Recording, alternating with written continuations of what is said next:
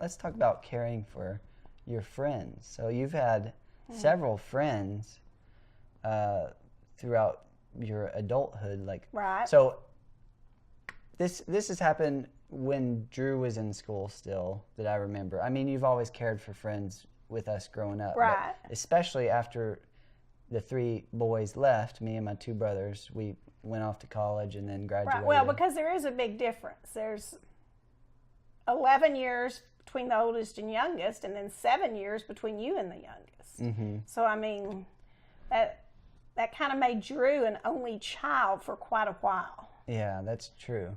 And then, so as we transitioned out of the house and into the world, I've noticed that you started picking up, because you're caring, you still had that caring in you, right, and that wanting to help people in their everyday life. And so instead of you caring for your 3 boys as much, as we transitioned out, you started caring more for some adults. of those close to you, your adult friends. So do you have some tips on caring for adults? And when we say adult, 60 plus? Yes. We'll say most of them are. 60, 70, and then and 80 and 90. 90. Yeah. Yeah. So 60 plus. What are some good pieces of advice for maybe someone out there who's just starting to care for their friend or their mom or dad that's older, and they're transitioning from their parents caring for them into, well, I guess that's 2 separate things. Yeah, Let's parents talk about caring for kids. Do you want to and talk now about caring the parents, for friends? Yeah. Friends first, okay.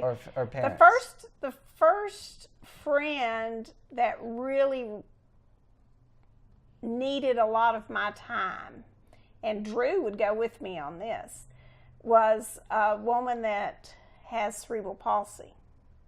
And we went over to give her an estimate on doing siding on her house. And I hadn't seen her in a while. She used to be at church with us, and then she moved to a different church. And so we got to talking and became friends, and she loved going to Baylor football games. And so I became her caregiver to get her to the Baylor football games and back. And I'll never forget, she of course had trouble moving, but she was still trying to walk on her own. And at one Baylor football game, she got crooked trying to get back in the car. She pulls me in the car on top of her. We're both stuck in the front seat, and it's like, we're never going to get out of here. But we finally did. Well, but good. anyway, she does not live in town anymore. But when she was in town, I made it a goal to try to take her to at least 2 or 3 games a year, and to go see her at least every 2 weeks and take her somewhere, because she really did not have any family in town. She had a couple of other friends that came over occasionally, but they had family in town. And so anyway, she pretty much was just stuck in her house by herself. So I tried to help her out and take her places. And then 2.5 years ago, my best friend, who's in her 80s, lost her husband. And she is definitely a isolated person. She stays at home by herself pretty much all the time. She'll go out and do a few things, but she really doesn't have any friends she goes anywhere with except for me, and no family in town. So I try to spend a lot of... That friend went from being isolated and spending all of her time with her husband yes, for at the home. last 50 years, yeah. 60 years, yeah. to not having that companion, right, and needing something. Yes. And you, just going on a trip to the store, right, the supermarket. When she goes on her long grocery shopping trips, she still wants me to be with her. And so we go 2 to 2.5 hours every 2 weeks to H-E-B. It's that long.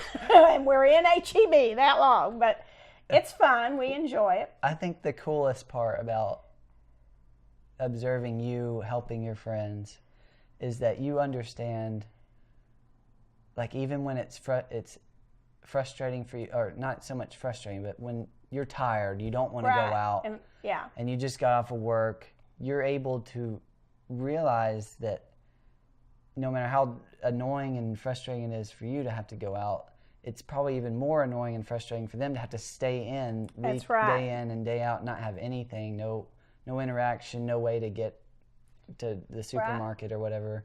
Now, she stayed home with her husband all the time in the house, pretty much, when he was alive. But and they would work, but then they had someone to talk to. So it became different. But she's doing really good now. Well, that's awesome. And we still try to do a lot together.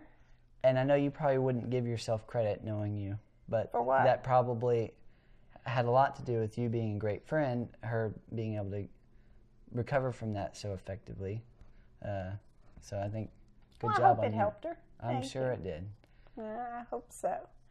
But the cerebral palsy friend is out of town now, and I feel bad because I don't get, it's like 3 hours away, and I don't get up there a lot, but I'm going to try to get up there this Christmas. I try to see her once a year, but it's hard sometimes. That is hard when your friend moves out of town. Right.